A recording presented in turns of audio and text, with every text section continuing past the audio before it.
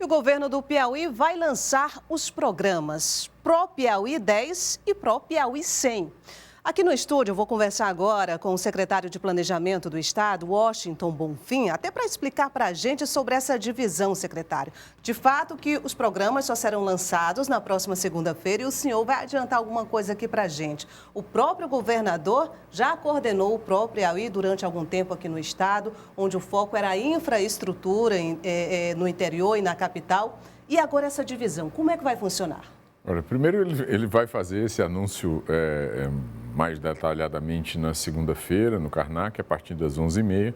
E, na realidade, o Pro Piauí 10 e o Pro Piauí 100, na realidade, eles consolidam e ampliam a estratégia que foi desenhada 2, 3 anos atrás.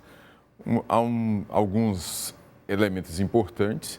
E acho que o mais inovador é essa ideia de trazer, junto com o investimento público, num volume que é bastante alto e muito arrojado, como é arrojado o governador Rafael Fonteles, trazer o investimento privado. E a lógica é justamente essa. Por que são dois programas? Porque você tem um programa de investimento público, o Pro Piauí 10, e tem um programa de investimentos privados, que vai ser tocado pela Invest Piauí, que é a empresa de atração de investimentos, que faz com que a gente possa alcançar uma das metas mais importantes do governo Rafael Fonteles, que é a criação de 80 mil oportunidades de emprego e renda durante esse período de governo que vai até dezembro de 2026. Inclusive, esses programas já podem trazer, inclusive, na prática, resultados dessas viagens, inclusive divulgadas pelo próprio governador, dentro e fora do país, atrás justamente de investimentos para o Piauí?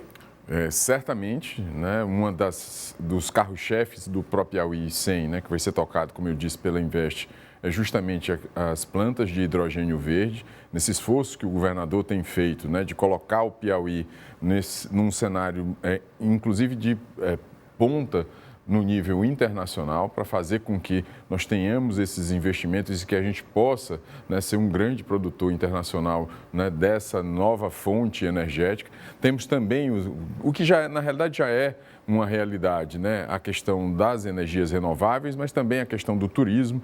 Ele teve essa semana com o Vitor Hugo, por exemplo, em Goiás, buscando atrair empresas na área da agroindústria, para que a gente possa potencializar, como diz o Vitor, verticalizar a questão do agronegócio, não apenas sermos exportadores de grãos, mas principalmente podermos ter aqui plantas industriais que criem emprego e agreguem valor àquilo que já é produção local do estado do Piauí.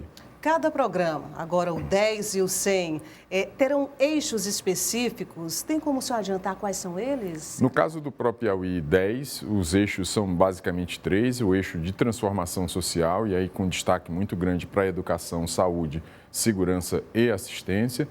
O eixo de infraestrutura, e aí tem a ver com a questão de logística do estado, especialmente estradas, a questão de pavimentação, e o eixo de desenvolvimento econômico, que envolve ações, por exemplo, na área do turismo, ações como o Porto de Luiz Correia, que vai virar uma realidade ainda no final desse ano. Só para você ter uma ideia, o Porto de Luiz Correia hoje representa 150 milhões de investimentos com recursos do governo do estado na realização desse sonho, que é de mudar a matriz econômica e oferecer mais oportunidade de emprego e renda para a nossa população. Além, lógico, esse ponto que é muito importante, a geração de emprego e renda que o senhor tem destacado. O objetivo do governador Rafael Fonteles também seria dar um destaque especial a nível nacional para o nosso Piauí, inclusive nessas áreas, como de energias renováveis, por exemplo, que a gente tem grande potencial. É exatamente isso, No caso do hidrogênio verde, para além do destaque nacional, também o destaque internacional.